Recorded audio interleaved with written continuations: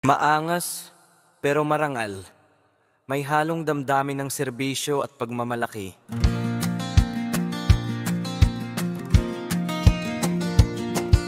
Ako ay barangay health worker, lingkod ng bayan, tapat at totoo.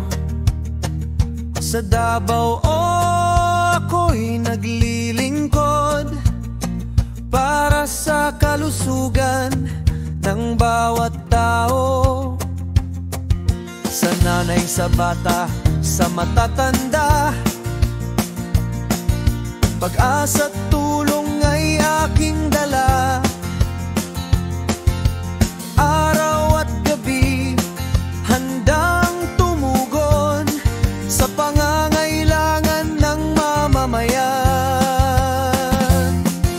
Ako ay barangay health workers ng Davao, pusong may malasakit, handang magserbisyo.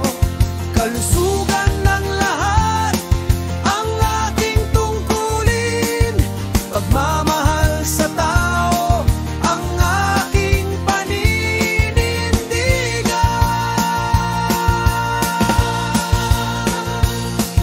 Sa bawat tahanan ako'y nariyan, gabay sa pamilya sa bawat sandali.